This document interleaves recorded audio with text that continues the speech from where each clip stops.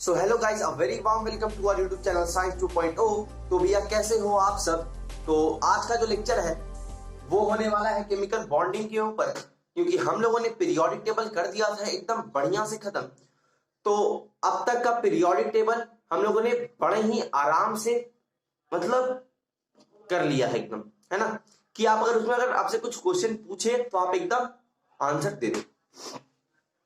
तो आज का जो लेक्चर है वो है केमिकल बॉन्डिंग। अब हम लोग मोस्ट प्रोबेबली लास्ट पोर्शन में अब हम लोग आ गए हैं सिलेबस का, जहां पे हम लोग का 10th का पूरा बुक खत्म होने वाला है ना। अब तक हम लोगों ने फर्स्ट नहीं सेकंड से किया है ना, क्योंकि फर्स्ट चैप्टर में ज्यादा कुछ है ही नहीं। तो सेकंड चैप्टर किया है हम लोगों ने behaviour of gases, chemical calculation, light, current, electricity और थर्मल फिनोमेना। बचा है तो आपका सिर्फ और सिर्फ उस तरफ से एटॉमिक न्यूक्लियस, क्योंकि we are in chapter number 8 और ये टॉपिक है 8.2। 8.2 चल रहा है अपना। 8.1 हम लोगों ने पीरियोडिक टेबल कर दिया है खत्म, है ना। 8.2 में चल रहा है केमिकल बॉन्डिंग। अच्छा, पहले तो इस चैप्टर शुरू करने के पहले अगर आप इस चैनल पर नए हो तो भैया लाइक, शेयर, सब्सक्राइब। चलो भाई, सब्सक्राइब तो आपको करना ही पड़ेगा, क्योंकि because it's compulsory for you to subscribe this channel. क्योंकि अगर आप सब्सक्राइब नहीं करोगे तो आपको आने वाले वीडियोस की नोटिफिकेशन नहीं मिल पाएंगे और आप तक पूरा सिलेबस पहुंच नहीं पाएगा। और अगर आप चाहते हो कि भैया दूसरे भी इस चैनल का एडवांटेज उठाएं, दूसरे लोग भी, दूसरे आपकी तरह बच्चा भी क्लास 10th का वो पढ़ सके WBPSC बोर्ड के लिए, अपने प्रिपरेशन के लिए, क्योंकि ज्यादा टाइम बचा नहीं है, तो भी आप शेयर कर दो इसे, है ना। शेयर का बटन दब जाना चाहिए और सब्सक्राइब का भी।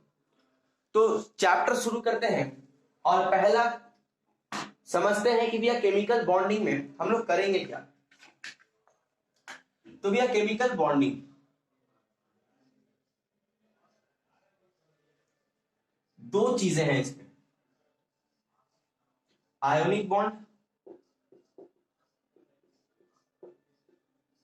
और एक है कोवैलेंट बॉन्ड।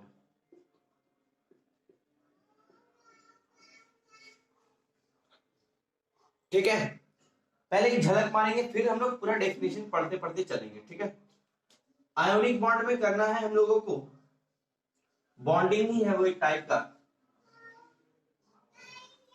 लेकिन इसका हम लोग देखें क्या क्या करने वाले हैं। पहले से कैरेक्टरिस्टिक्स पढ़ेंगे,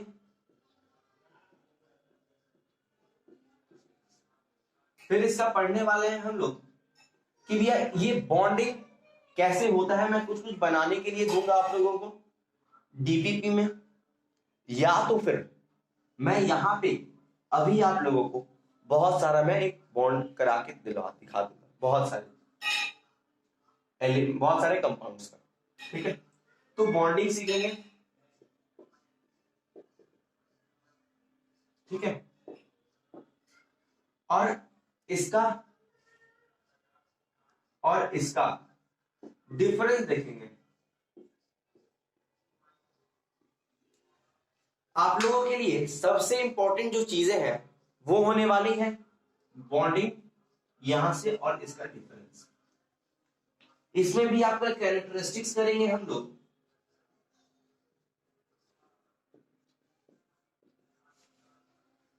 ठीक है, और करेंगे बॉन्डिंग।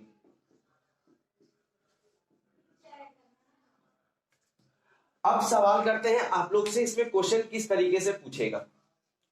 आपसे 2 नंबर में पूछने का पूरा पूरा चांसेस है कि भैया आपसे एक एलिमेंट का बॉन्डिंग पूछ ले और वो किस टाइप का बॉन्ड बनाएगा वो भी पूछ ले, है ना। आपसे डिफरेंस पूछ ले वो 2 नंबर में,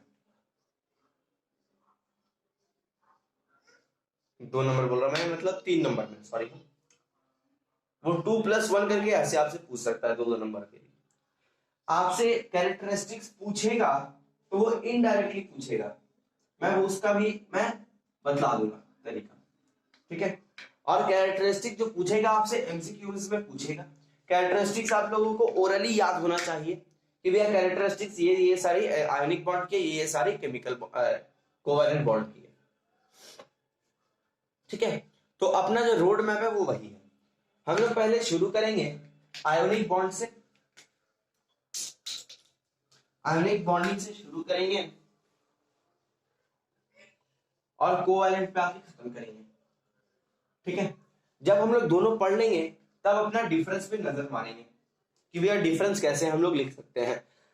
आप अगर पूरा लेक्चर देखोगे, लाइन वाइज बॉन्डिंग देखोगे, इसका डेफिनेशन देखोगे और इसका भी डेफिनेशन देखोगे, कैरेक्टरिस्टिक्स देखोगे, तो आप लोगों को अपने आप आपके लिए एक डिफरेंस तैयार होता हुआ दिख जाएगा कि भैया डिफरेंस तैयार हो रहा है ना। तो आप लोगों को रटने की ज्यादा जरूरत ही नहीं पड़ेगी। तो केमिकल बॉन्डिंग शुरू करते हैं। और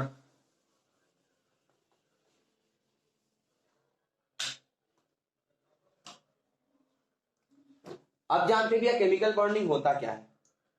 क्वेश्चन लिखिए पहला, question number 1, what is chemical bonding.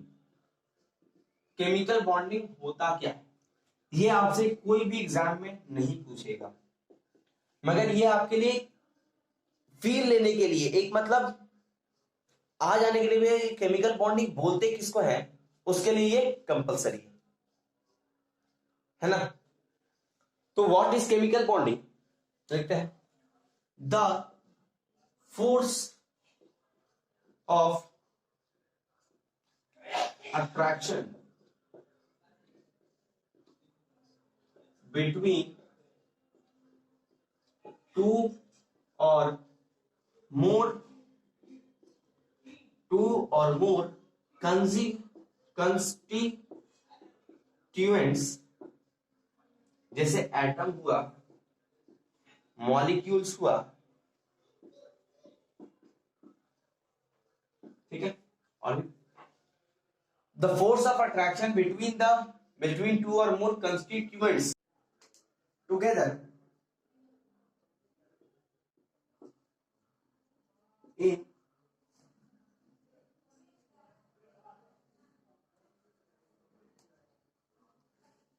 in different chemical species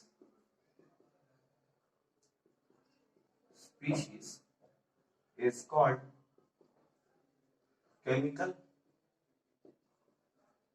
bond.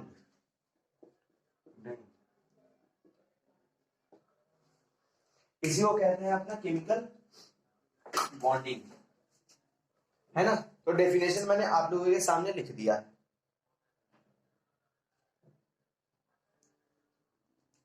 एक बार रीड करके समझते हैं।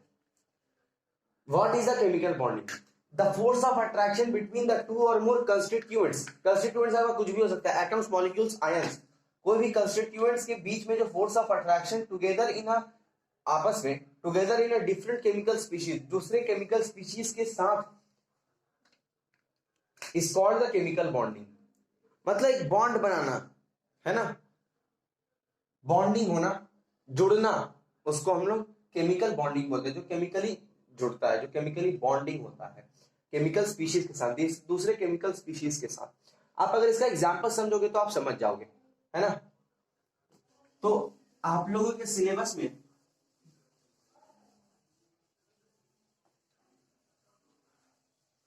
तो भैया केमिकल बॉन्डिंग का हम लोगों ने डेफिनेशन देखा, है ना। तो अब बात करते हैं केमिकल बॉन्डिंग हम लोग किस किस टाइप का पढ़ना है, वो आप लोग नोट कर लो, मैं ऑलरेडी डिटेक्ट कर दे रहा हूं। ऐसे केमिकल बॉन्डिंग हेडिंग डालो, ठीक है, उसमें से 2 पार्ट कर दो, यहां लिख लो आयोनिक, यहां लिख लो कोवेलेंट, ठीक है। प्रॉब्लम सॉल्व हो गई। इसमें टाइम वेस्ट नहीं करना है ना। ये सब आप लोगों को नोट्स में ऐड कर लेना है खुद से, ठीक है। तो बात करते हैं इन आयोनिक बॉन्ड को शुरू करने से पहले बात करेंगे ऑक्टेट रूल के बारे में। पहले इसका हम लोग पढ़ते हैं, जो मतलब क्या है ऑक्टेट रूल, क्या बोलता है, व्हाट इज ऑक्टेट रूल, उसको मतलब उस डेफिनेशन को पढ़ के हम लोग मीनिंग समझ, है ना। तो क्वेश्चन नंबर 2 डालो कॉपी में और लिखो व्हाट इज ऑक्टेट रूल। एक मिनट, ऑक्टेट के बाद ड्यूप्लेट भी है, बस उसके बाद उसके बाद आगे आंसर में लिखते हैं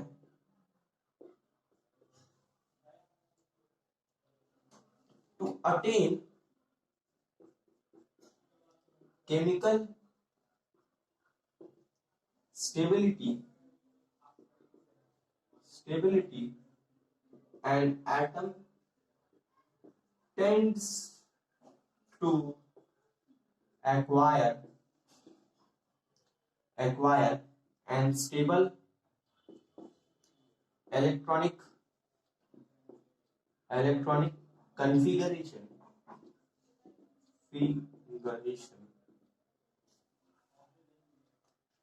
to the like the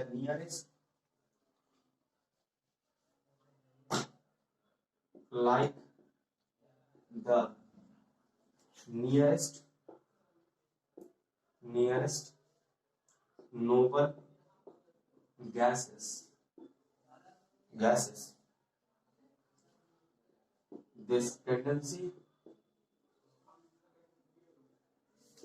to acquire 8 electron in the outermost shell. तो भैया इसका एक बार हम लोग पढ़ के देख लेते हैं कि भैया क्या हम लोगों ने सही लिखा है कि नहीं। To attain the chemical stability an atom tends to acquire a stable electronic configuration of the nearest noble gas. This tendency to acquire the 8 electron in the outermost shell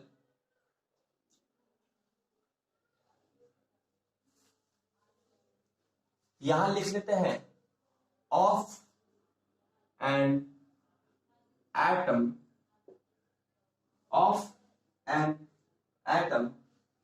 is called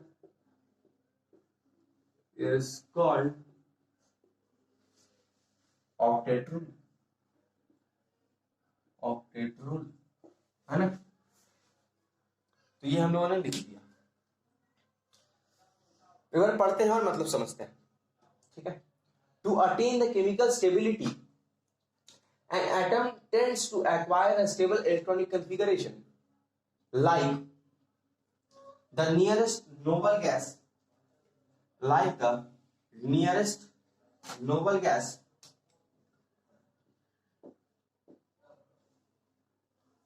एक minute, automation of an element is called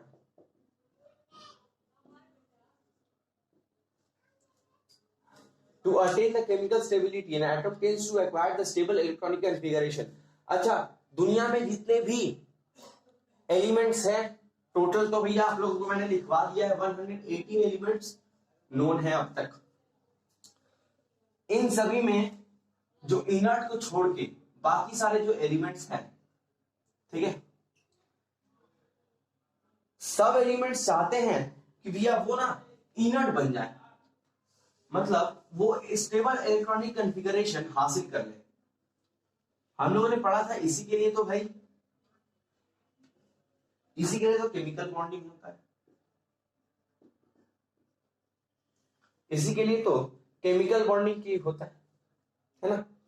तो 8 electron मतलब inert, मतलब क्या, noble gases मैंने यहां क्यों लिखा है, नोबल गैसेस का थोड़ा यहां मतलब है, ठीक है।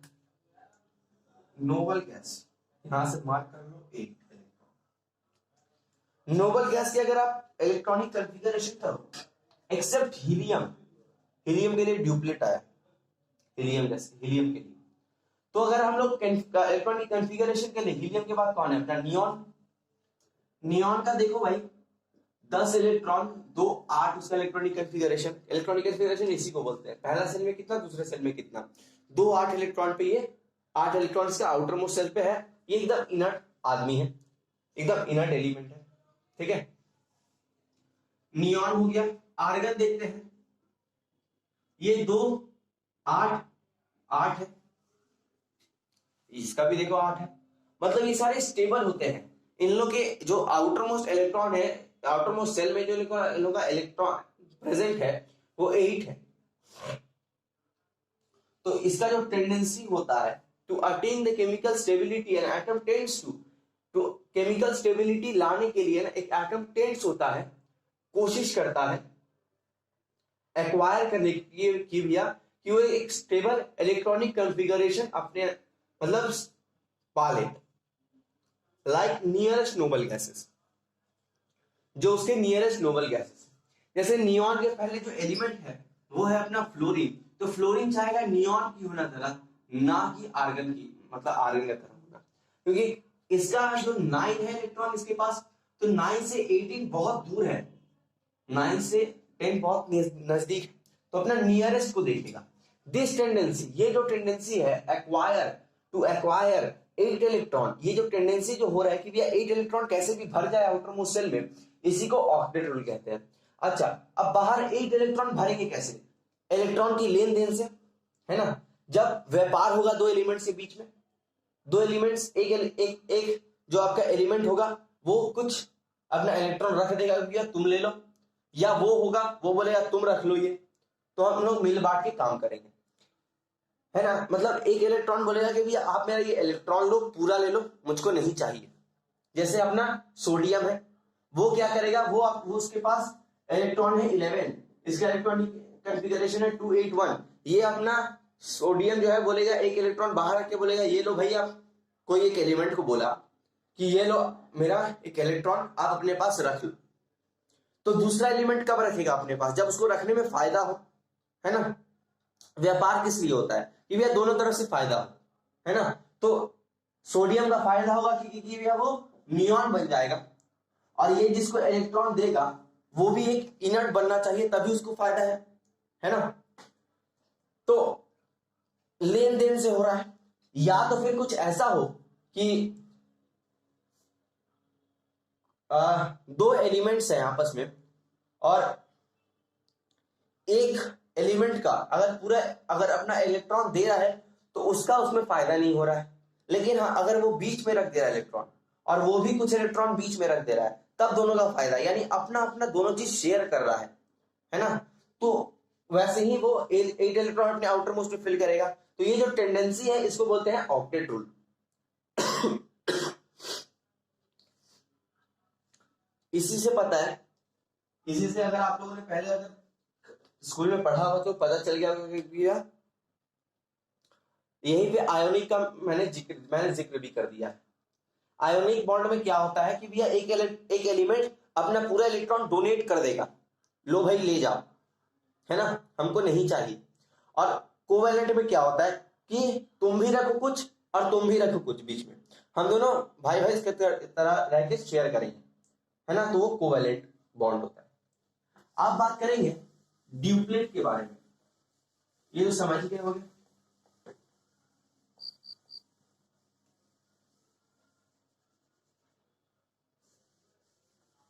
ड्यूप्लेट बना हीलियम के लिए,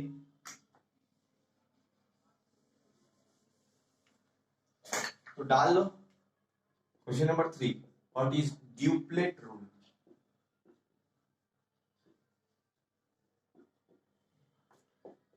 पहले लिखते हैं और फिर समझते हैं। To attain chemical stability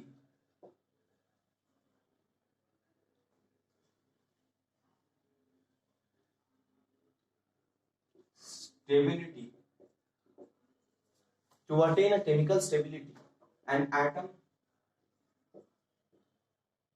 of an element, an atom of an element nearer helium, bracket में लिख लो लाइक, हाइड्रोजन है अपना, लिथियम है, बेरिलियम, ठीक। To attain the chemical stability of an atom of an element nearer to helium tends to acquire and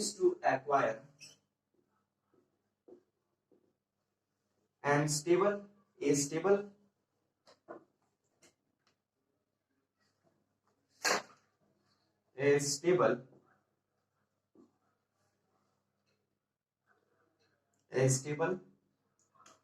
electronic configuration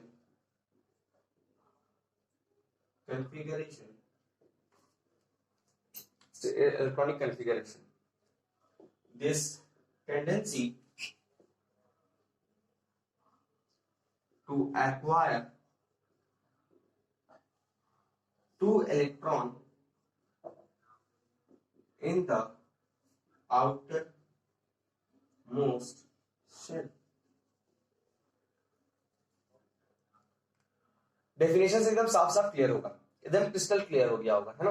to attain the chemical stability an atom of an element nearer helium, nearer to helium, तो nearer के पास है, tends to acquire, वो tends करेगा acquire एक stable electronic configuration लाने के लिए। तो वो क्या करेगा, अपने आउटर मोस्ट शेल में 2 इलेक्ट्रॉन लेके आएगा जो आसपास है हीलियम की, जैसे भी हाइड्रोजन है उसके पास 1 है, वो सोचेगा इनर्ट बनना है तो हमको 2 चाहिए इलेक्ट्रॉन, 1 चाहिए लेना होगा किसी से, है ना, तब वो इनर्ट बनेगा। वैसे ही अगर लिथियम है तो इसका 3 इलेक्ट्रॉन है, 2 1, ये चाहेगा कि भैया लास्ट में मेरा 1 इलेक्ट्रॉन हो जाएगा,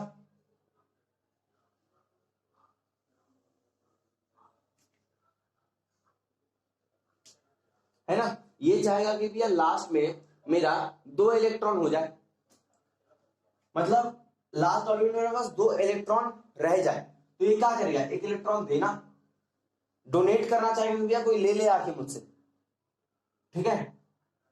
2 इलेक्ट्रॉन लेने का भी जद्दोजहद होगा कि भैया कैसे भी 2 इलेक्ट्रॉन आउटर मोस्ट में फुलफिल हो जाए, ताकि वो एक स्टेबल इलेक्ट्रॉनिक कॉन्फ़िगरेशन कर ले। स्टेबल इलेक्ट्रॉनिक कॉन्फ़िगरेशन क्यों करना है कि भैया क्योंकि उन लोगों को इनर्ट बनना है, यहां लिख सकते हो लाइक एन इनर्ट गैसेस और नोबल गैसेस, या तो फिर ऐसे भी सही है, ठीक है।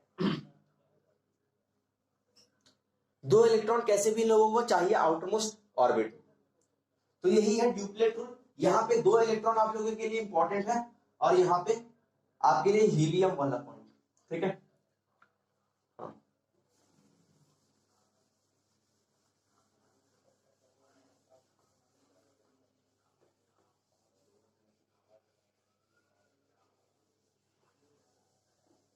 So now let's start with the ionic bond।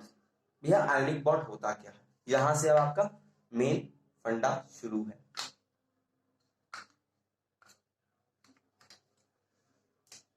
अच्छा, आयोनिक बॉन्ड पहले क्या होता है, आयोनिक कंपाउंड, कंपाउंड के बारे में समझ आ रहा है। कंपाउंड, आयोनिक कंपाउंड यानी आपके पास एक मेटल हो, जैसे NaCl, ये आयोनिक कंपाउंड है, एक मेटल होना चाहिए, ठीक है। फिर आपके पास KCl हो, मेटल होना चाहिए, और भी बहुत सारी चीजें। तो आयोनिक कंपाउंड यही होता है, एक मेटल दूसरा नॉन मेटल, ठीक है। तो question number 5, question number 4, what is ionic bond, ionic bond क्या होता है, लिखते हैं, the electrostatic force of attraction between the force of attraction between the cation and anion, cation and anion in ionic compound, in ionic compound is called ionic bond. जो electrostatic force of attraction जो काम करता है cation और anion के बीच में, जो cation anion किसी भी आयनिक कंपाउंड के बीच में जो मतलब जो आयनिक कंपाउंड में जो कैटायन एनायन है, जो उन लोगों के बीच में इलेक्ट्रोस्टैटिक फोर्स काम करेगा वो होगा आयोनिक, उसको बोलेंगे आयोनिक बॉन्ड। अभी अगर मैं एग्जांपल ले लूंगा क्लियर हो जाएगा। जैसे NaCl सबसे बढ़िया एग्जांपल होता है, Na+Cl-, ये सबको पता है क्योंकि इसके पास एक इलेक्ट्रॉन है देने के लिए, तो ये प्लस बन जाएगा, और इसके पास एक इलेक्ट्रॉन है लेने के लिए। अच्छा, वो भी बता देते, इसका इलेक्ट्रॉनिक कॉन्फ़िगरेशन 281, इसका 287, तो ये एक इलेक्ट्रॉन देना चाहेगा, ये इलेक्ट्रॉन लेना चाहेगा, है ना, तो ये देने वाला प्लस होता है, लेने वाला माइनस हो जाता है, Na+Cl-। तो ये कंपाउंड भी कुछ ऐसे ही बनाया ना, Na+Cl-,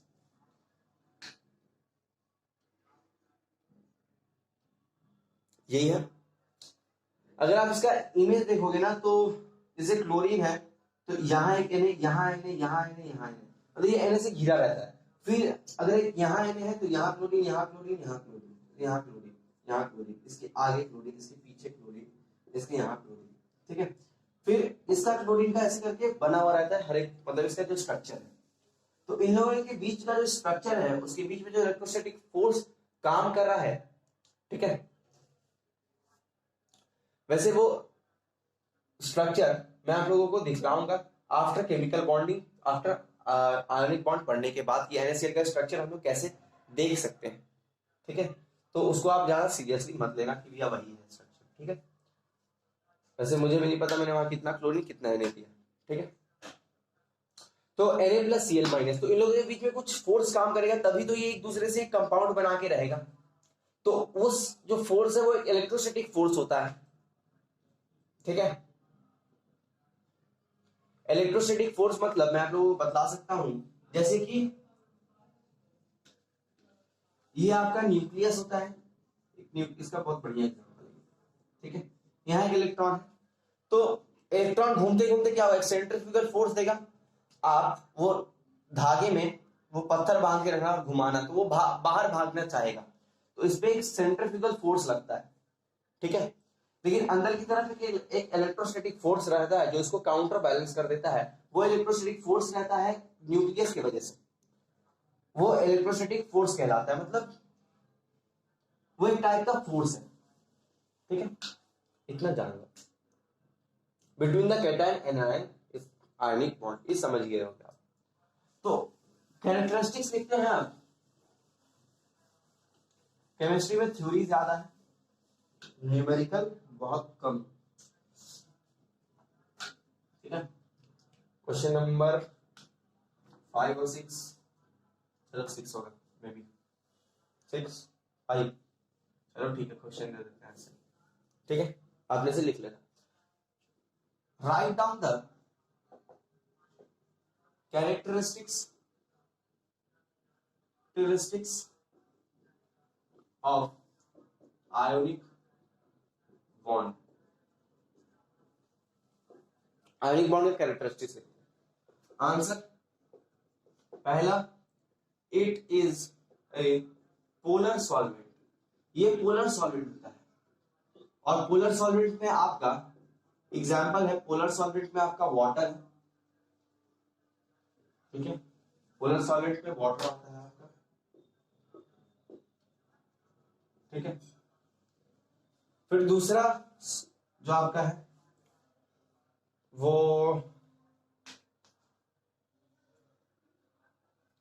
ionic bond is a bonding between a metal and non metal. ठीक है। तीसरा, it conduct electricity in molten state. ठीक है। और कुछ लिख सकते हैं क्या हम लोग? नहीं, और कुछ नहीं। 3 कैरेक्टरिस्टिक्स बहुत होता है 3 नंबर के लिए, है ना। एक नोट लिखो। तो एक और कैरेक्टरिस्टिक्स लिखते हैं। कैरेक्टरिस्टिक्स नहीं, अब क्वेश्चन लिखते हैं। 3 कैरेक्टरिस्टिक्स मैंने लिखवा दिया, 3 कैरेक्टरिस्टिक्स पढ़ के चल जाना, और कैरेक्टरिस्टिक्स लिखना हो तो मैं क्वेश्चन लिखवा रहा हूं, उसी से छाप के लिख देना। तो वाई आयोनिक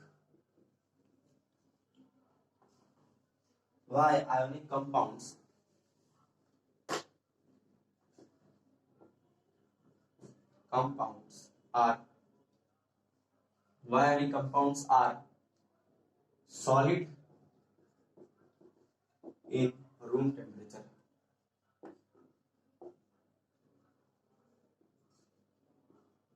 क्यों सॉलिड होता है रूम टेम्परेचर? तो आंसर लिखते हैं। ये सब पढ़ के जरूर जाना, यहां से इंपॉर्टेंट में आप रख सकते हो अब जो मैं क्वेश्चन लिखवाने वाला हूं, क्योंकि भैया ये अब तक तो नहीं पूछे गए हैं, लेकिन ये बहुत ज्यादा इंपॉर्टेंट है, तो क्या पता आप लोगों के ईयर में पूछ दे। ठीक है। वाई आयोनिक कंपाउंड और सॉलिड एट रूम टेम्परेचर। तो लिखते हैं ionic compound such as NaCl, KCl, etc. etc. are solid at room temperature because there is a strong electrostatic force of attraction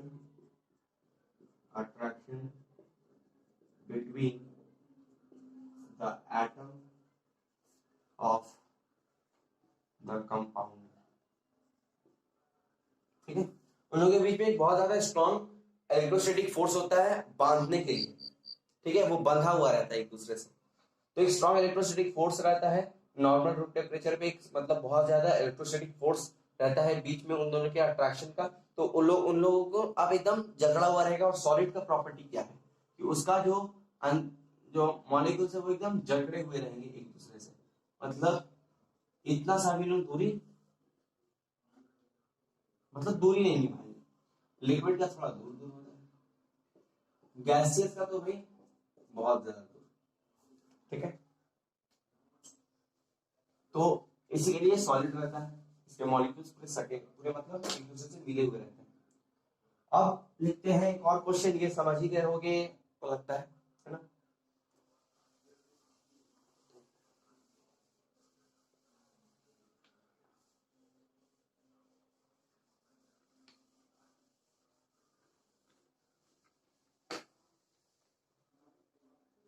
तो आयनिक कंपाउंड क्या लिख सकते हैं? हाँ, एक कैरेक्टरिस्टिक्स आयनिक कंपाउंड का है कि इन लोगों का मेल्टिंग पॉइंट और बॉइलिंग पॉइंट बहुत ज्यादा है।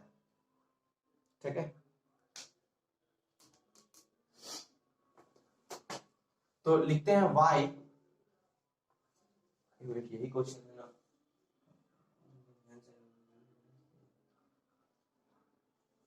हाँ, वाई आयोनिक कंपाउंड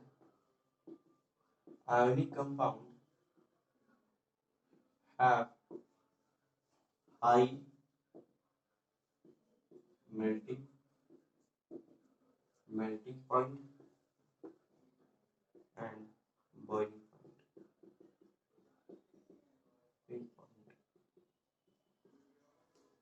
क्यों हाई मेल्टिंग पॉइंट और बॉइलिंग पॉइंट होता है? Ionic compounds is a giant ionic giant ionic crystal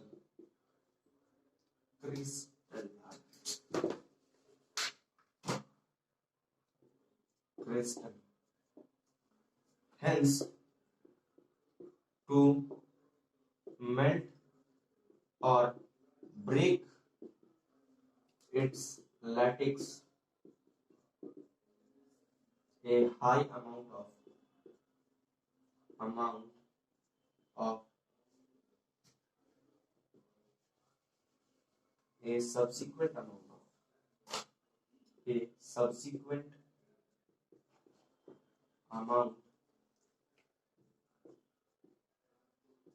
amount of energy is required. Hence its boiling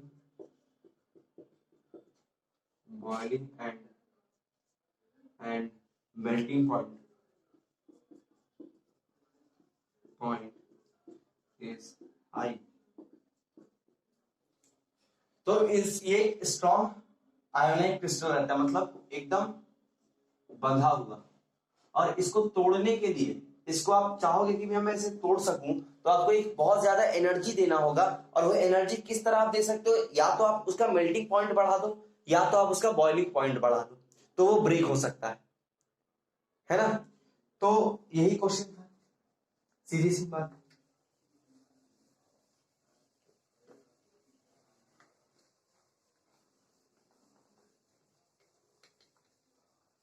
तो फाइनली तो आज का हम लोग लेक्चर यहीं तक रखते हैं। हम लोगों ने आयोनिक का पढ़ लिया कि भैया क्यों हम लोग उसे मेल्टिंग पॉइंट का ज्यादा होता है, क्यों हम लोग पढ़ेंगे कि इसका ये पोलर सॉल्वेंट कहलाता है, क्यों ये पोलर क्यों ये मतलब पोलर सॉल्यूबल है, क्यों ये इलेक्ट्रिसिटी को कंडक्ट कर लेता है, ये सारी वजह पढ़ेंगे।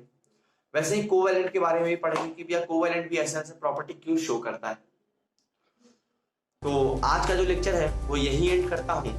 तो फाइनली अगले बार जब मिलेंगे तो हम लोग आयोनिक मे बी और मे नॉट कंप्लीट करेंगे। तो तब तक के लिए बाय। तो अपना ख्याल रखना। जय हिंद, जय भारत।